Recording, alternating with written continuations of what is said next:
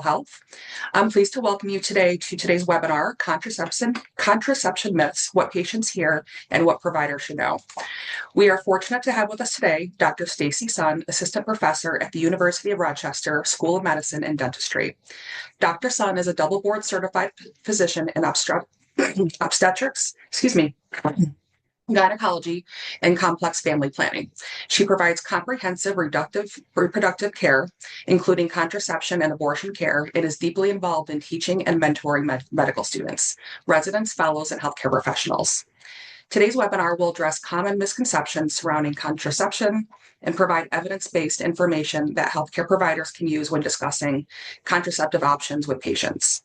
We will explore myths related to effectiveness, safety, fertility, cancer, weight changes, bone health, and other long-term health concerns. Participants will also learn practical strategies for addressing common questions and concerns that they may encounter in clinical practice and community settings. So before we get started, we just have a few upcoming opportunities and some housekeeping that may be of interest to you. Please save the date for NYSARH's 2026 Rural Health Symposium, which will be held in Clayton, New York on September 17th and 18th. Registration, poster submissions, and call for abstracts are now available, and those poster submissions and abstracts are due next week, June 22nd. So we'd love to see some of you submit some abstracts and poster submissions. We look forward to bringing together rural health leaders, practitioners, policymakers, and community stakeholders from across the state. Ask us about any exhibitor or sponsorship or tabling opportunities. And then next, please join us for a member-only virtual discussion exploring strategies to expand access to behavioral health care in rural communities. Dr. Sherry Weiss will be facilitating with our own Amanda Horner. Not a member, please join today, and I will put that link in the chat. Our next webinar will be announced soon, and we encourage you to visit the NYSARH website and follow us on social media for updates on upcoming education opportunities and events. And then next, our Older Adult Rural Support Program. You may have referred to or heard us refer to this as our ORS program. We're excited to offer free online learning platforms with self-paced modules, and everyone is encouraged to participate. You can earn certificates in CEUs for social work, PT, OT, mental health, and speech language pathology. Topics focus on rural older adult mental health, including social determinants of health, caregiving, resilience, and more. New modules are coming this summer, and for details and access, visit our website, and Janai will go ahead and drop that chat or link in the chat as well. Next, we're again excited to continue to offer this to our members, continuing education credits. So if you need those, go ahead and reach out to Janai after the webinar to receive those credits. And now I'm excited to turn it over to Dr. Stacy Sun. Stacy, take it away. Thank you so much. I'm going to share my slides.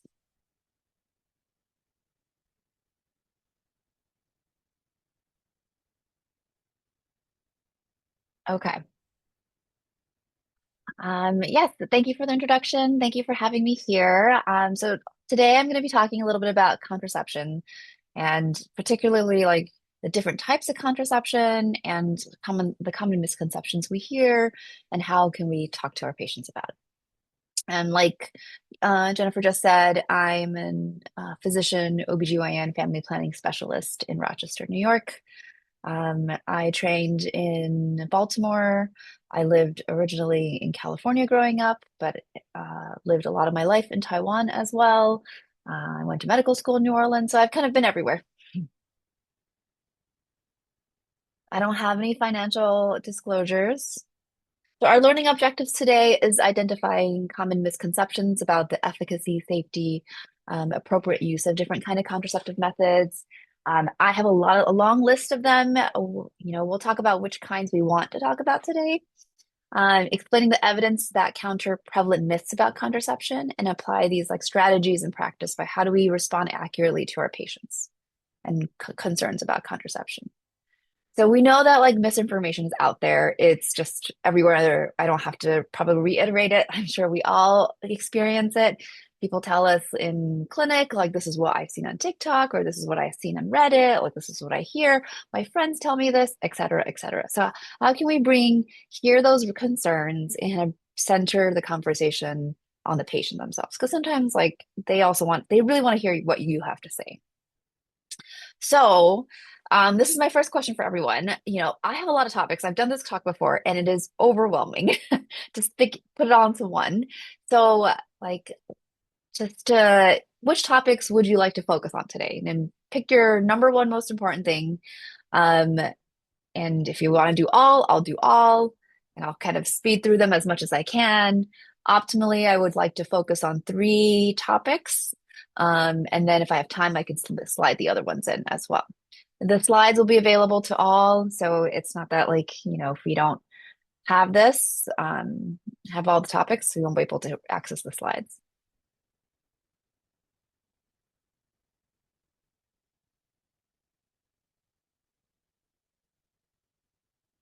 How many people do we have now?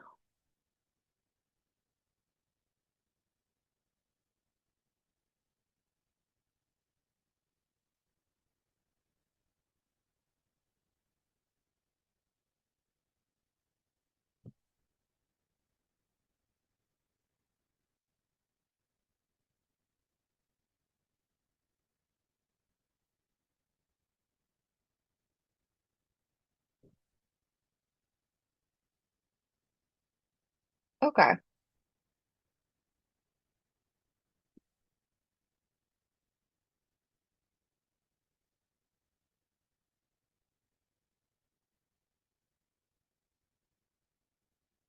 All right. So it kind of seems like most people definitely want the LARCs, the emergency contraception. A lot of people want all. So what I will plan on doing is I will kind of go through the first three subjects, um, and then see if I can come back to the other subjects at the end. Sound good? So we'll do EC. I'm just trying to, I have physics slides. Okay, we can close this. So a lot of this is going to be question based. So if you can go ahead and put on the poll, every patient needs a urine pregnancy test before starting contraception.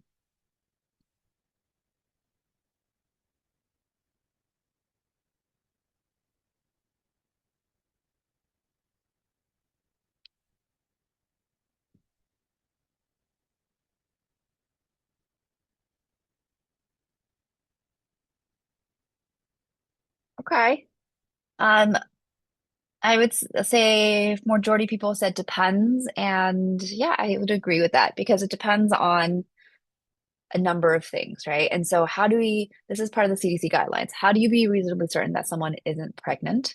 It really depends on when their last period was, if they've had sexual intercourse. There's like very specific guidelines. So, if you're ever in clinic and you're just like, I'm not sure if this person actually needs a pregnancy test. And I know a lot of policies, clinic policy says that you have to have a pregnancy test, but the truth is like that's not necessarily true, right? So if someone is only has same-sex partners and has a uterus, they don't need a pregnancy test, right? And so, and we can respect and like respect their and trust our patients. I think that's what it is. Like sometimes we forget that we can trust our patients, and I know that not all we can't always trust our patients, but with appropriate counseling, I think we can. If someone's within 4 weeks postpartum, if someone is fully or nearly fully breastfeeding, so there are like requirements when it comes to breastfeeding that they're exclusively breastfeeding every 2 to 3 hours, that they are amenorrheic, and they're close to being postpartum within 6 months of being postpartum. Or for example, they have an IUD and they're there to switch to another method. They don't need a UPT, right? And so we could definitely use this guideline to go back and just kind of go back and review for ourselves whether or not, and I still use this, like this is still on our clinic board. I remind all our learners we don't need to do a pregnancy test every single time. A, that is a bill, it's a small bill, but B, for patients who feel like, I told you I'm not pregnant, why are you testing me, right? And that can be a little bit insulting for them. We're going to move on to IUDs. So IUDs cause infertility.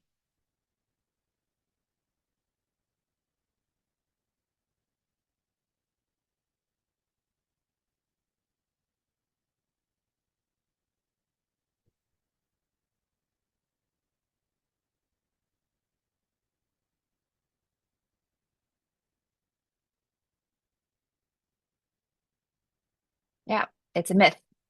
Good job, everybody. But why do we think IUDs cause infertility? And I think this is like a really important part that we should understand. Oops, sorry. There, in terms of a brief history of IUDs, I feel like we should, if we don't know, it's kind of good to revisit the understanding of what happened. So in the 60s is kind of when the IUDs start to come on the field.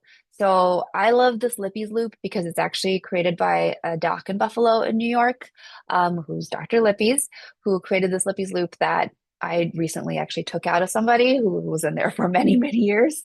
But it's an inert device that functions as an IUD, doesn't have hormones, prevents pregnancy. The Lippy's loop was fine. But what happened, if anybody recognizes the center one, this one that looks kind of like a little amoeba, is called the Dalkin shield.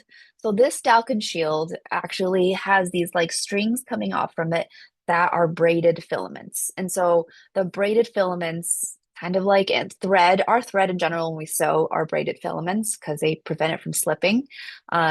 But what happened was that like anaerobic and bacteria would be able to crawl up the braided filaments. And when they crawl up to the braided filaments, they can infect the uterus. And so what happened is that when people were getting the Dalkin shields, women were becoming infertile. They were experiencing this. So like, I just know my mother's generation were all told to not, like, they were just super fearful of the IUD and they had good reason to do so. And so understanding where this misconception comes from comes from history. Like most misconceptions come from history. And so this was true. That definitely caused, uh, it was one thing that caused a problem, but unfortunately, many of the other ones didn't cause a problem, but it pulled everything off the market. So you can see how there were other kinds that were there at the time. They were all pulled from the market. In 1984, the copper IUD that we know now, the Paragard, was created, and this slowly reintroduced the copper IUD worldwide, so not just outside of the United States. And they switched to the monofilament, realizing that the polyfilament was causing the bacteria to infect the uterus. And ultimately, was slowly shown over time. You can see there's a 20-year gap between 1984 and 2000 in which the Mirena came out. And the Mirena, as we know it now, is a hormonal IUD. We'll talk a little bit about that. And then subsequently, the Skyla, the Liletta, the Kylene, and the Midela have all come out. And so I would say in the 80s, the rates of IUD uptake were probably only 2 to 5%, and now it's close to 15%. So it has dramatically changed from before. If we're thinking about all sorts of contraception, the most common form are pills still. Like if anyone's ever taken it, it's like most people have taken it in their lifetime. So the brief history of IUD, I think, is really good. I love these pictures. It's fascinating what had happened, and there's more to talk about, but we're not going to go into too much of a detail. And so specifically, there's really, really good data. There's like in 2001, there was a really focused trial case control study looking at 2,000 women, and they found that IUD use was not associated with infertility, but what they did find that chlamydia was associated with infertility.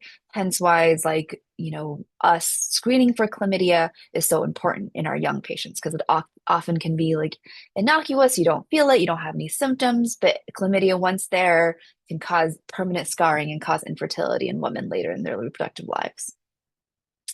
So we're going to focus on the LARCs now. So long-acting reversible contraception. I talked about how there's the Liletta, there's the Skyla, the little rod, that's the Nexplanon, and there's also the copper and progestin IUDs. And so how does the copper or progestin IUDs work? So fundamentally, they serve as a barrier, or the copper IUD serves as toxic to sperm and eggs. It's the continuation at 1 year is really great. It's 80%. It's an office insertion procedure, so that's positive and negatives with it. And there's a really, really rapid return to fertility after removal, and similar contraceptive efficacy to sterilization. So if someone wanted to get the tubes tied, but they weren't the best candidate to go to the operating room because they are sick, this could be something to tie them over until they're less sick. And there are non-contraceptive benefits, right? And so I always push everybody to think like, yes, this is great contraception, but there is so much non-contraceptive benefits to IUDs. Specifically, the copper IUD is called the Paragard. So it's 380 millimeters squared of copper wound around the base of the IUD. So if you can see, the IUD is here. The actual copper is wound around here. Um, and the efficacy is for up to 12 years. And the copper IUD essentially uh, releases anions, and that kills the sperm. Liz has a question, but Liz, if you have questions, do you mind putting it in the chat? Not, it's just wondering whether or not you're meant to share your screen. Are we supposed to be Oh, seeing along yes, with you? Thank you. yes. Do Okay. you see it? No, we I haven't been. oh, I see the screen, the slides.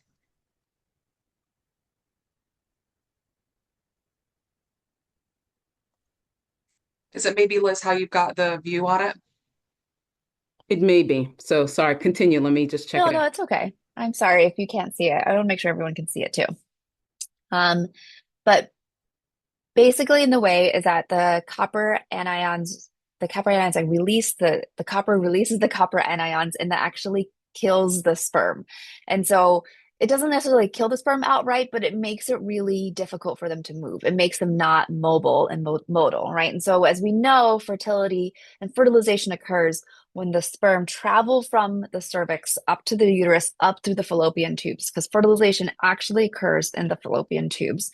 So the way the copper IUD works is that it kind of has this cloud of copper ions that prevents it from traveling further up. So it is, in its own way, a barrier to preventing fertilization. Um, the downsides of this copper IUD is that most people can have increased pain with bleeding and increased bleeding as well. Because remember, it doesn't have hormones, it's not preventing, like, it's not thinning out the lining, it's not functioning that way. But it is very, very effective. It's also the most effective form of emergency contraception. That's an aside, and we'll talk a little bit about that in a bit. The one that's new, that's pretty exciting. I have never put it in myself, is the Mydela. It's also a copper IUD. It's an FDA approved IUD for up to 3 years. I think that we'll probably see this in the future. It's a different kind of a frame. So the copper sleeves are in this midsection and the top. So rather than the center, it's in those like areas. And it's a little bit less copper. If you can look at the number, it's 175 millimeters squared versus the other one was 380. And the thought is that like having it less copper might mean that it has less increased bleeding and yes, maybe a shorter time frame. And it did show that there's definitely less bleeding than the Paragard. So hopefully that the idea is that if a lot of our patients who don't want hormones, who don't want a hormonal IUD, this could be a potential option for them and not cause as much chronic heavy bleeding. So this is like a hopefully it comes out more and becomes more commercially available. Obviously, I feel like it's probably more expensive at this time. The copper IUD is very cheap. Okay, so the Mirena IUD, it's levonorgestrel, and levonorgestrel, just to remind everybody, is a progestin, right? So just to kind of back up, remember progestins, are the synthetic form of progesterone, which our bodies create during pregnancy to protect the pregnancy. It also thins out the lining of the uterus. It's not estrogen, so estrogen is what can cause more blood clots and venous stasis, and so it's a very like clot. It's very good and very like efficacious for people who have venous thrombosis, who have a history of stroke risk, who have, you're worried about those issues. The levonorgestrel, the Mirena IUD, releases around 20 micrograms a day. The FDA has approved it for up to 8 years for preventing pregnancy, and it's efficacious for 5 years for treatment of heavy menstrual bleeding. So again, like I said before, there's a lot of non-contraceptive benefits, and one of them is preventing heavy bleeding, and it has been shown to reduce the rate of change to endometrial hyperplasia. And so for a lot of like our older perimenopausal patients, an IUD is a great way to kind of prevent that transition to cancer as well. And it's been shown to be really, really useful. But again, just keep in mind, it has to be 5 years. It can't be 8. And the mechanism action of preventing pregnancy, the primary prevention is thickening the cervical mucus. And so just to kind of remember what the progesterone does again, progesterone, I always think progesterone protects pregnancy. So when we protect our pregnancy, we thicken the cervical mucus, and the thickening of the cervical mucus prevents access of toxins into hurting the pregnancy, right? And that's the same idea with what the hormone IUD does. It thickens the cervical mucus and therefore sperm can't go up. It also can thin out the lining of the uterus, which is why it treats the heavy menstrual bleeding. So it kind of like does a 2-in-1 situation. It does not inhibit the hypothalamus pituitary axis, the HPA axis, and that's the axis that and makes sure initiates the ovulation of every cycle. So like around, I would say, quote, most patients, 50% of people will still ovulate. And so, you don't have to be a certain size. There's no size limiting. People of all sizes can have the Mirena of any hormonal IUD. Because it doesn't really affect, and that's not the point, right? The point isn't to affect the entire body, it's just to affect the cervical mucus at that space and time. Most people have shorter, lighter, less crampy menses, and a quarter of people actually have amenorrhea after 1 year. However, remember, they may still ovulate, so they may still have ovulation pains. And there is new evidence that they can be used for emergency contraception as well. So there are things that are not the Mirena that are pretty much the Mirena. So Liletta is created by a not-for-profit company. So probably on paper, it's closer to like $50 to $100 of a cost rather than I think the Mirena can bill insurance up to $3,000 to $5,000, just so everybody knows. It releases around the same amount of hormone and the same bleeding profile and the same FDA approvals. It just has a different insertion mechanism, almost the same, but it's a little trickier. So if anybody needs to be trained on it, just kind of watch the training and practice a few times. So what about the Skyla or the Kylena?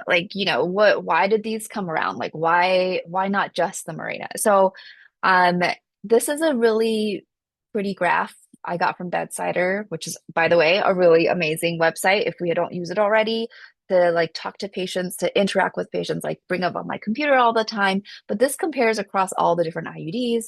And if you look at the difference between the Mirena and the Kylena, the difference is primarily the total hormonal dose. So the Mirena starts at a higher dose versus the Kylena or the Skyla. So the Skyla, I always think it's the shortest word, is the smallest one. That's how I remember it. Releases the smallest amount of hormone, and therefore it's only effective for 3 years. And how was this found out? How did we know this in the first place? Well, it actually was because the Mirena, after 5 years, decreases the actual release dose, decreases over time, but the efficacy is still the same. So simply what they did was took the Mirena, made it into a smaller dose, and put it in that, and marketed it for that. It is a tiny bit smaller. So if you look at the size, the Mirena is 32 by 32 millimeters. The Kylena and the Skyla are 28 by 30 millimeters. So it is a little bit smaller. So it is marketed to people who've never been pregnant before.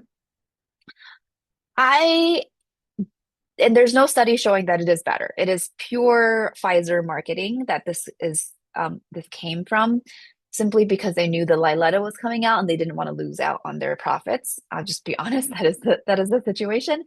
However, I think that there are some situations where the Kylena and Skyla could be useful. There's a lot of counseling that can be done with the patients. So a lot of shared decision making has to be done here, right? There are cases in which people have expelled Mirenas and we don't know why. So I try a Skyla, might as well. They're really motivated to try another IUD. That could be a good instance in trying something else. Okay, let's talk a little bit about myths about IUDs. I feel like this is a lot of people know, but we'll talk about it. If any has questions, please put it in the chat as well. It could be used in people who've never been pregnant before. I do it all the time. Teens and adolescents, completely safe to place IUDs in them. You could place it immediately postpartum, post-abortion, post-procedure. People with a history of ectopic pregnancy, just because you have an ectopic pregnancy doesn't mean you can't have an IUD placed. People with a history of multiple STDs or pelvic inflammatory disease can. You cannot put it in with someone with any active infection. That is definitely a hard rule, no. But you can, like if they had a history of an STD, they've been treated, that is not a problem. People with multiple partners, completely safe as well. People of all sorts of like, gender non-conforming identities, if they have a uterus, they can have an IUD, right? So like it doesn't matter. Like I have people who, identify as non-binary, whatever they identify as, they have IUDs. And sometimes it's really helpful because they don't want to bleed, and bleeding is very is very disconcerting for people and doesn't feel very gender affirming for them. And so like stopping the bleeding is really helpful for a lot of patients. All right, we're going to move on to the implant. So here's another one. The implant can move to another part of your body.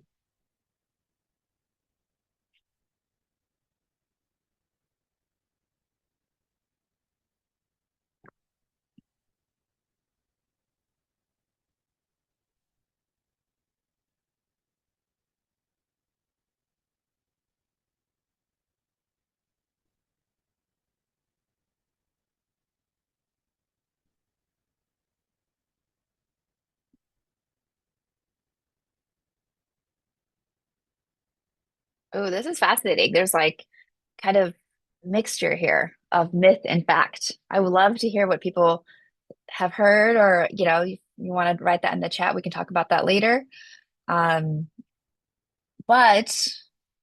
the answer is that as long as it's placed correctly, it shouldn't move.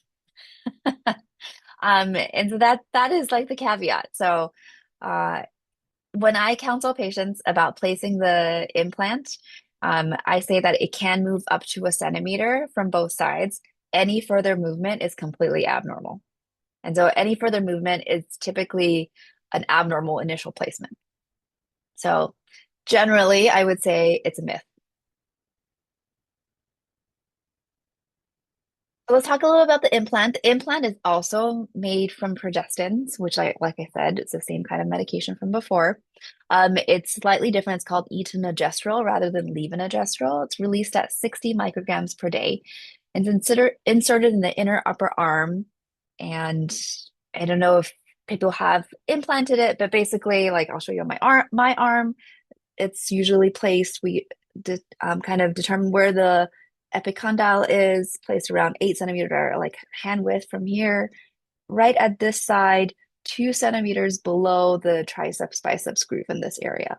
And so this is, if I say this is my triceps, right, it has to be kind of below. So it sits typically right here. And the way that it works is that it inhibits ovulation for about 5 years. And it actually also thickens the cervical mucus. So it kind of does 2 in 1. The first year failure rate is incredibly low. It's 0.05%. And this is notably to be better than sterilization. So like permanent sterilization. The main side effect that most people can experience is like kind of an unpredictable bleeding pattern. And this is like probably the most common reason why people take it out. And so I tell people this is like a third rule. Like by 3 to 6 months of having the implant, your bleeding pattern should be consistent for the remainder of your time for having the implant. And that could be a third of people have infrequent bleeding, a third of people have no bleeding, and a third of people have like just kind of prolonged, wacko, like don't understand bleeding. Okay. And that either of those can be very disconcerting to people. And so again, it's about having that conversation and creating trust between you and the person sitting in front of you, and having the conversation and like them understanding that they can fall anywhere in between. And then you giving them the option of removing it when it's necessary, or finding someone to remove it for them. Generally, like I said, complications are super, super rare. So before the implant was changed down to this kind of lower inner arm, it used to be, you guys can see my pointer here.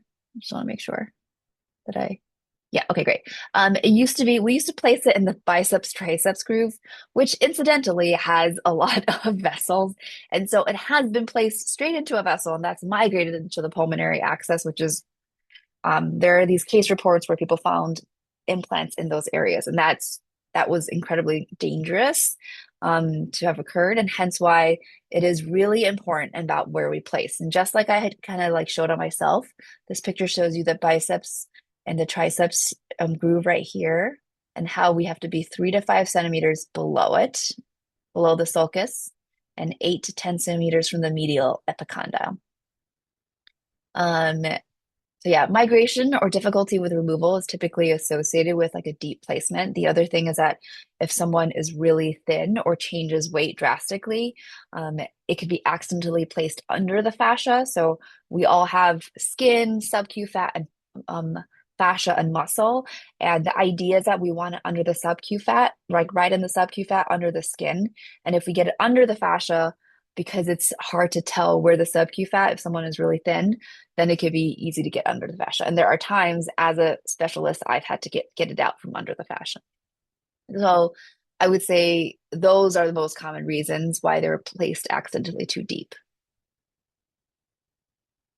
And the case reports are like axillary migration. Like I said, like sometimes if it does migrate, it's still very rare. It can go up to the axilla because people move their arms. If they're exercising a lot, it could, like if they're exercising too frequently right after they got it placed, I usually tell people to kind of let their arms be for 3 days or so. Like you can do regular stuff, but maybe don't do weightlifting, don't do vigorous exercise, because that could cause it. If you pump your arms more and more, it could pump it up and up. And so that it would be a reason to kind of leave it alone. And then delayed type hypersensitivity. I've also had a few cases in which people come back a couple days later with like hives all over, starting from this area. And so they are actually allergic to the etonogestrel inside. Okay, so that concludes that part. So you need to start a birth control pills after a period. So you need to start birth controls after a period, meaning like you have to wait for after a period to start it.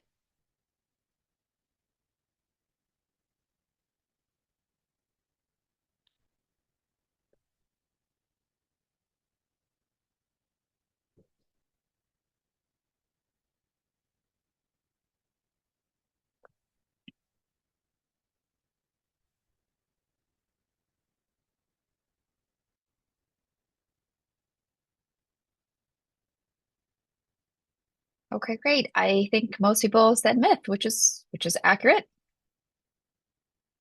Yes, you do not need to start birth controls after a period. We'll talk about, how you can start them, but really, if you have a patient and they want to start a birth control pill, they can just start it.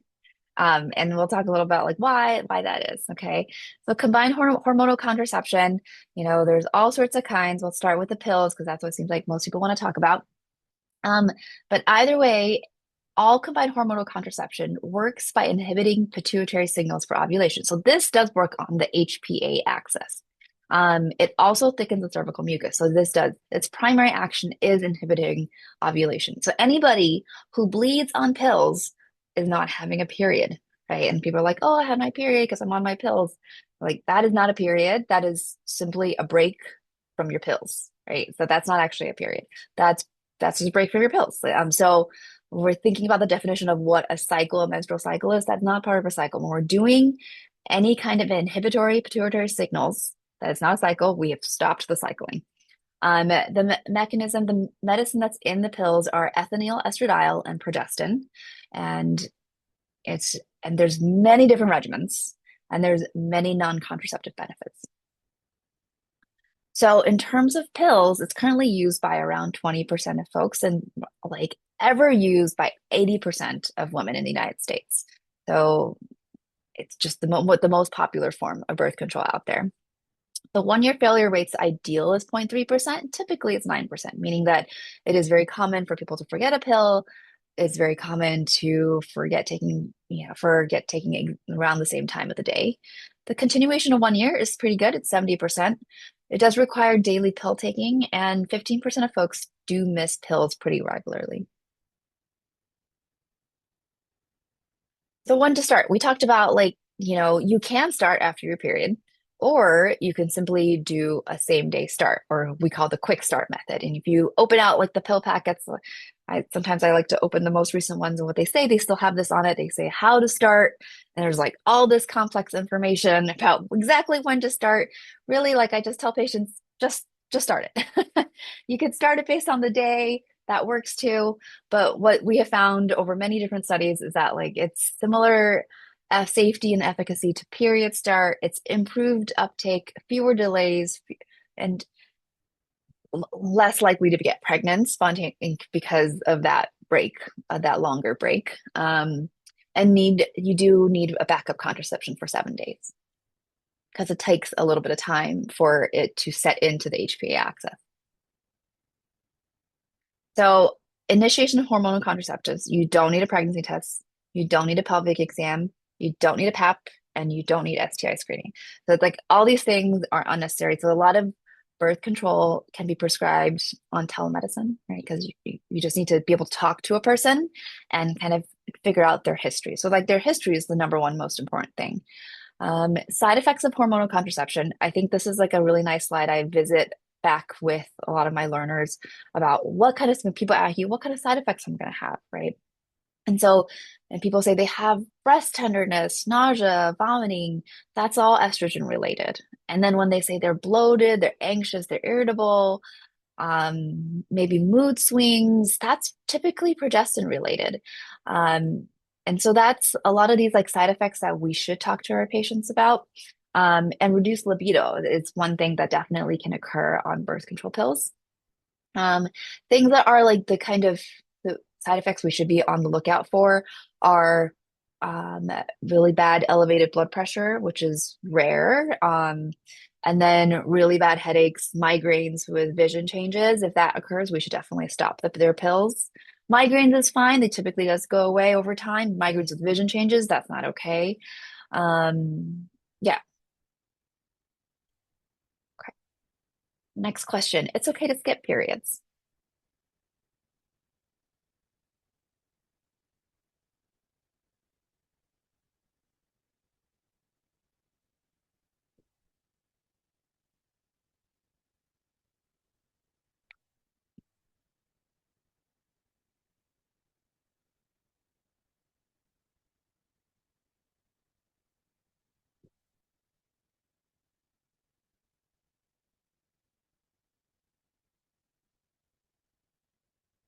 Yeah. Most people say fact, and some people say depends.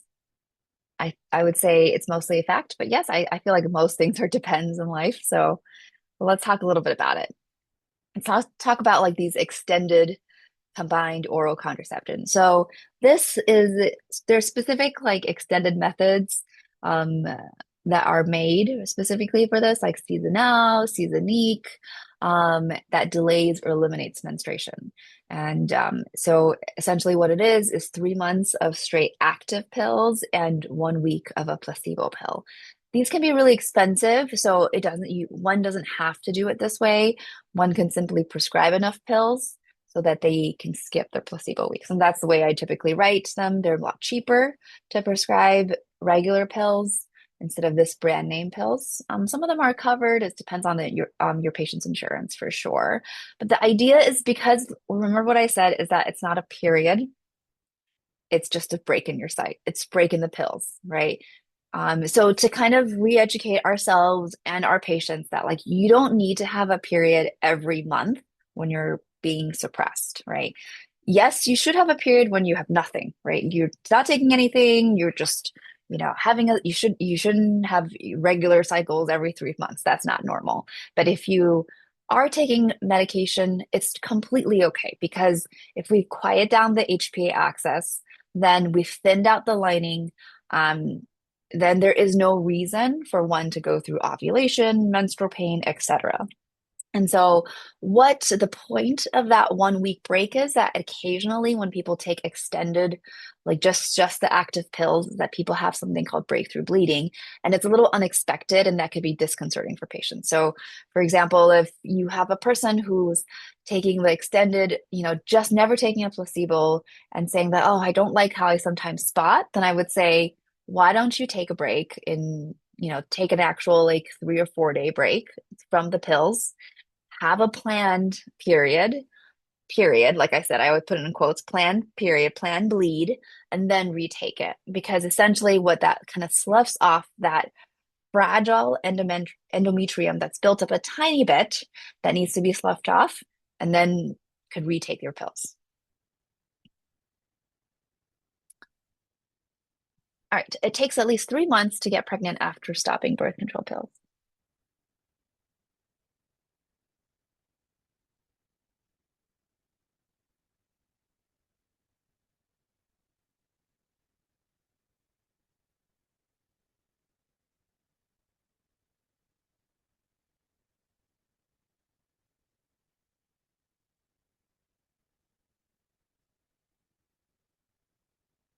And yes, it's a myth.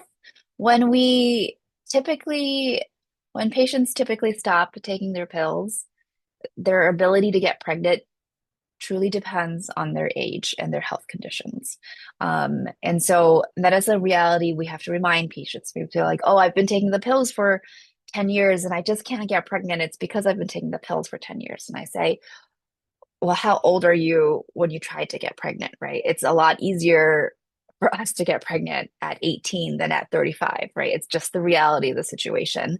Um, Most people can get pregnant pretty quickly after stopping birth control pills.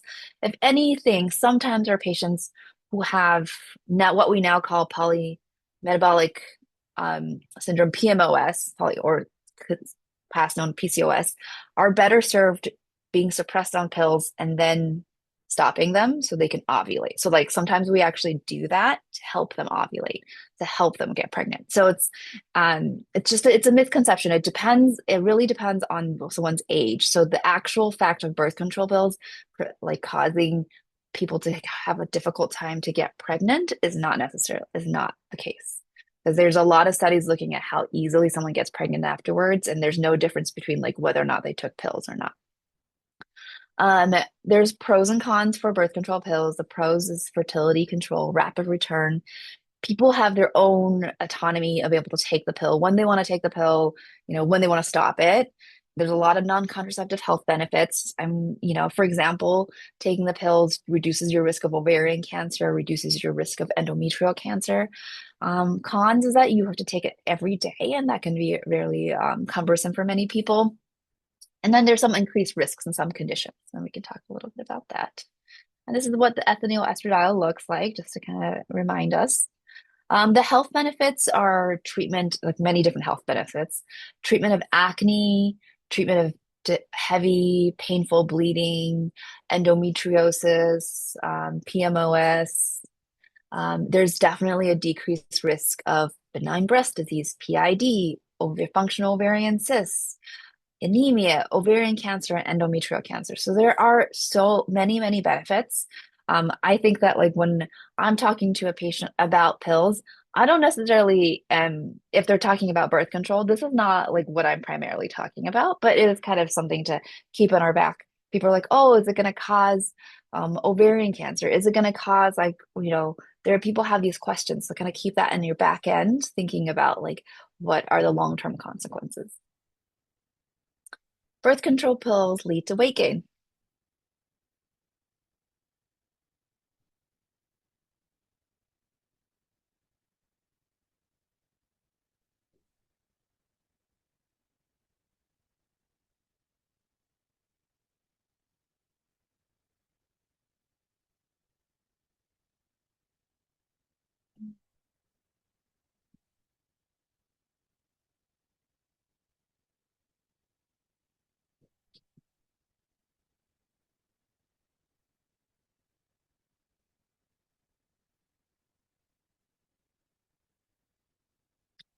Interesting. So, birth control pills, this is actually a myth. It does look like a lot of people say depends, and I would also love to hear about like what what people talk about it. But in general, there are like these really large studies that look at and followed people taking pills and whether or not they have any weight gain. So if you looked at the study, 50% of people had no change, 25% gained, and actually 25% lost weight. So if you're looking at the entire population of this average, there's almost not a lot of weight gain. So there's no like really like we can't really say for sure there's weight gain or not. Um, you don't have to have a rest from the pill, meaning that you can take it continuously. Um, it's say if someone's pregnant and they're been taking the pills, it's not going to cause a fetal anomaly. It's not going to cause harm to the baby because really the medications that are in the hormones are supportive for the baby rather than the opposite. And breast cancer, I think, is a very common question. There's like really good evidence that there's no general increased risk.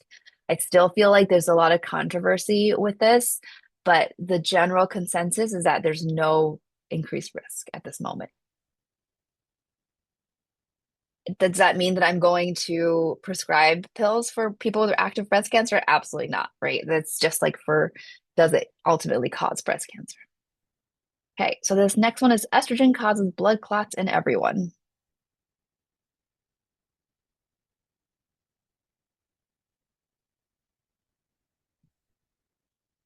And this is one that I feel like I started to hear on social media about how estrogen is horrible and it causes blood clots. And so I found it, everything I have this not a personal TikTok account that I go in and try to look at all what's going on. But yes, this is a myth because it can cause blood clots and it like just depends on the person. So myth and depends, I feel like are both very good answers for this. So in terms of what are the thromboembolic events, if we're looking at like the information, the data. So if you look at this bottom little chart here, so pregnancy is 60 per 10,000 women per year. COCs, combined hormonal contraception, is 10 per 10,000. And if someone's neither taking it, it's 5 per 10,000. So you can see how that, yes, there is a higher risk than being pregnant, but then that's also guaranteeing that one person isn't pregnant. So if someone really wants pills and they don't really have a background or you're worried about stroke or you're worried, have issues on that, then there is very little risk. And again, sometimes I will tell the patients this. I often will talk to them and say like, hey, I understand where the idea of estrogen causing blood clots in people come from, and it's very valid because it can, but it tends to happen in people who are smokers, people who have a true history of like migraines with aura. And so here it's like smokers, contraindications, general smokers, greater than 35, breast cancer, an active DVT, deep vein thrombosis, pulmonary embolism, known thrombophilia. Those are people we don't give estrogens. People with migraines with aura, and what I mean by that is that vision changes when people see they see waves in their vision because that waves, there's like the vasculitis effect of it. So like with their vascular system, it's like a squeezing and vasospasming. That vasospasming is connected to their whole body is like vasospasming. And so we think that ultimately is connected to why people get blood clots because it's vasospasming and moving things around in a kind of a weird way. And so again, along those lines, diabetes with vascular or renal disease. So you can see the common theme here is that something that increases the risk of stroke or clot should not be a reason we give someone estrogen. Liver disease or tumor cholestatic jaundice, because the liver is where we process some of that estrogen and that can further hurt the liver, and liver is where we produce clotting factors. And if we don't have enough clotting factors, you can vice versa. You can either bleed too much or you can have too much clotting. So to understand the medicine a little bit is really helpful of why estrogen is a no-no when it comes to people with a history of that could clot. Breast cancer causes clots, right? So yeah. Okay, so we're going to move on to a little bit about progestin-only pills because I feel like this is where like general pills are really helpful. Progestin-only pills thickens the cervical mucus. We think of this as it could be the mini pill or Slind are the two main ones. One of them in the mini pill is called norethindrone, 0.35 milligrams daily. This one specifically has to be taken at the same time every day. There's only a 3-hour window, which is like a teeny tiny window, meaning that like if one were to take outside of the window, they could 100% ovulate and has been shown. And the idea is that this small of a dosage isn't going to be effectively causing stopping ovulation. It's only thickening the cervical mucus. And because this small of a dosage may not thicken the cervical mucus at the same rate as like a oral contraceptive, like a combined oral contraceptive pill. The best part about this pill is that there's no DVT risk. Again, there's no estrogen. It's safe for breastfeeding. Again, you must take on time. The new pill that I often prescribe now is called Slind or drospirenone. It's a progesterone-only pill that will suppress ovulation. That's just totally different from the other one. It's a 24-4 regimen, which is 24 active pills, 4 pills, inactive pills. It's as forgiving as a combined oral contraceptive pill. It means that like there's the same 24-hour missed pill safety window, less bleeding irregularities. It can even lower blood pressure because it's an anti-androgenic medication, drospirenone. The biggest issue with this one is like cost issues. Sometimes this could be really costly depending on patients' insurance. There are online coupons that can be useful. I'm hopeful as time moves on, we can potentially have better options, meaning like generic options of this. This is the daily or OTC contraception that came out a few years back. Is norgestrel, 0.075 milligrams that our patients can access over the counter. It's relatively cheaper. I would say it's like $30 to $30 a pack or something, depending on where you buy it. But it could be really helpful when somebody is moving across from state to state and they don't have access to a doctor yet, right? This is one of the things. It's safe for almost every single person to take. It's the same, I would say, as the mini pill. So I would still go by the 3-hour window. So that's something to keep in mind. Okay, so we're gonna pause. I'm gonna move on to, I'm gonna exit this. I'm gonna continue to share. Skip. I think, what time is it? Yeah, we only have a little bit of time left. So I'm gonna go on to slide 51 here. Emergency contraception is an abortifacient. We'll do this poll.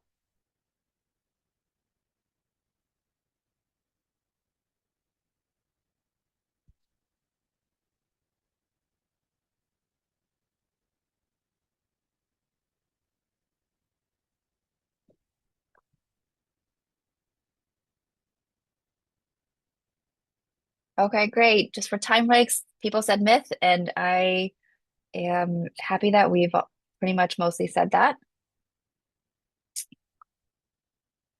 Okay, so contraceptive emergency, what do we do? There's the IUD, there's Plan B, and there's Ella. So talk a little bit about those things. The most important thing about both Plan B and Ella is that they're not abortion medications, that meaning that like they don't cause the abortion.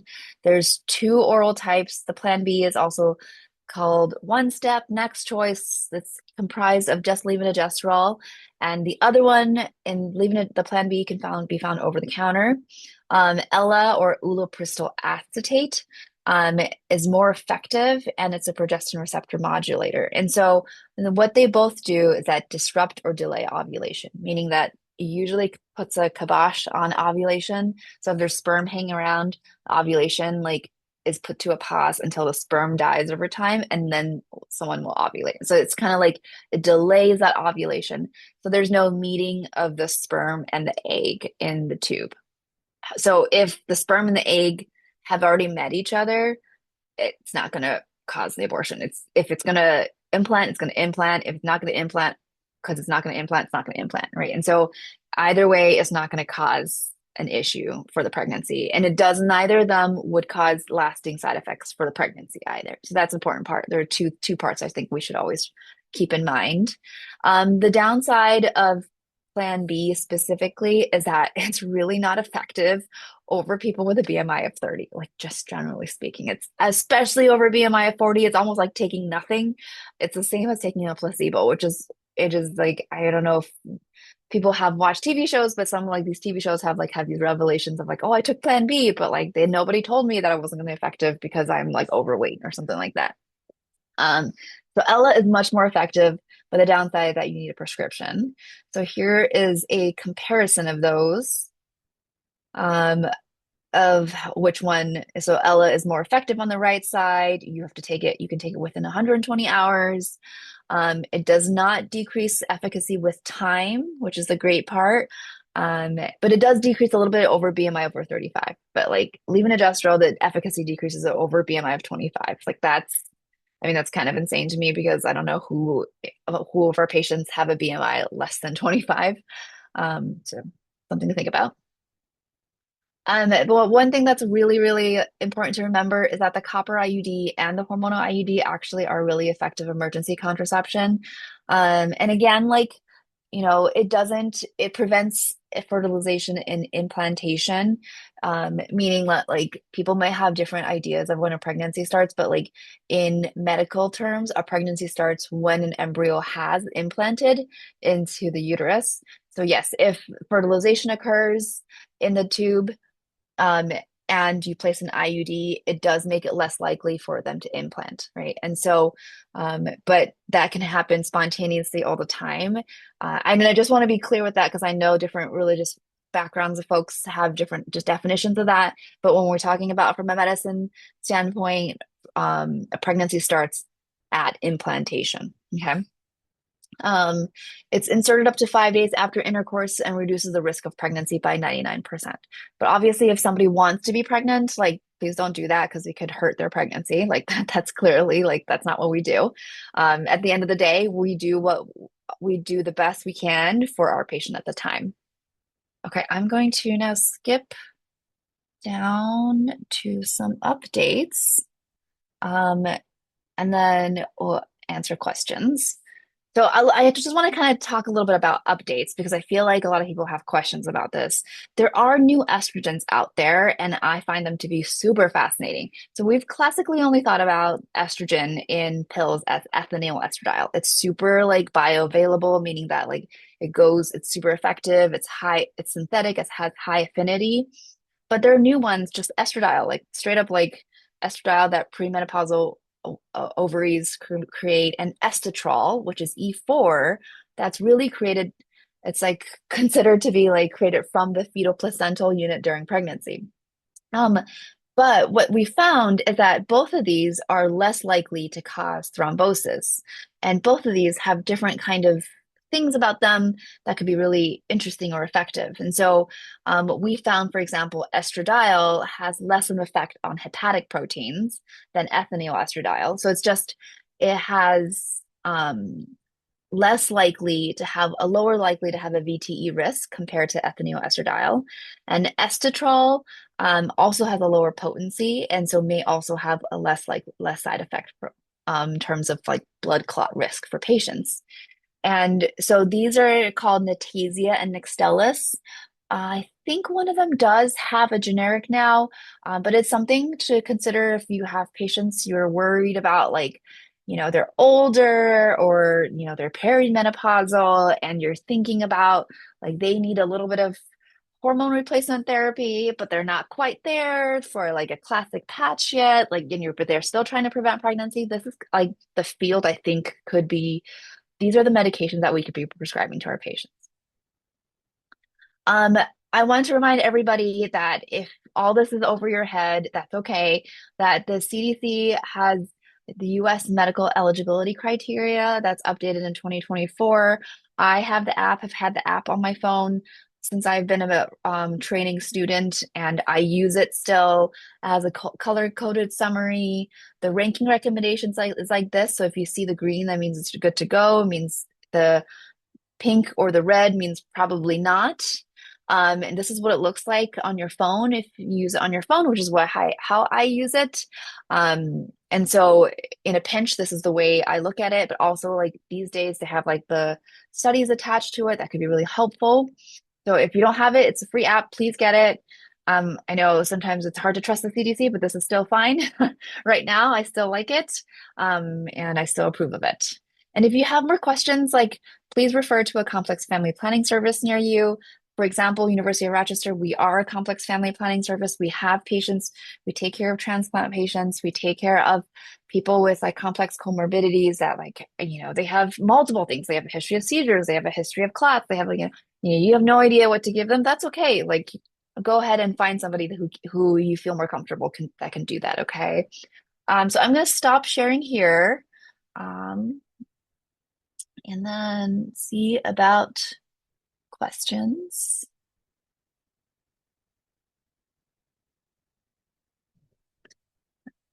Liz Phillips says it's helpful to hear the origin and the evolution, probably is about the IUD.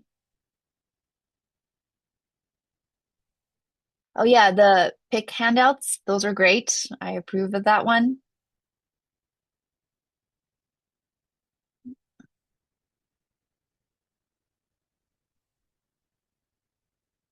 Um, yeah. Dr. Sun, do we Any, have that slide deck? Because I think that's really important to have yeah, access to. Perfect. I Okay. sent it to the whole slides initially, so it has all the slides. Feel free to send it off. Yeah, and again, I have like the depot, there's questions about like depot and meningiomas that's in there. The study is in there too. So like there are notes in each slides. So there's the actual like detailed information in each of the slides and the studies it's referring to. So please go ahead and look at that. Like, not trying to hide any information. Please get it if you want to.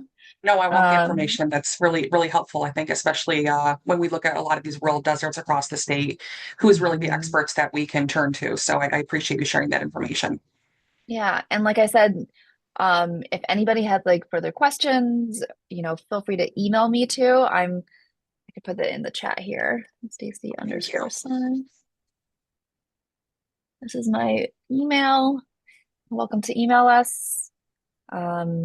Yeah, we get a lot of referrals across Western New York, usually 2 to 3 hours away, kind of how we take our patients. But if you are closer to upstate, I also know people upstate. If you're closer to the city, I also know people closer to the city. I'm happy to help. Awesome. Well, I learned a lot myself, and as somebody who's been doing public health for over 20 years, I think in my head, I thought I knew what I knew. So this was a really helpful dialogue and training that you've gone through. So thank you for all the time that you have put in with us today. Janiyah has dropped in the chat the evaluation form. Please make sure you fill it out. That helps us kind of decide where we go with our webinars. And again, just thank you, Dr. Sun, for such an informative and engaging presentation. If you need Yeah. any CU credits, please reach out to us.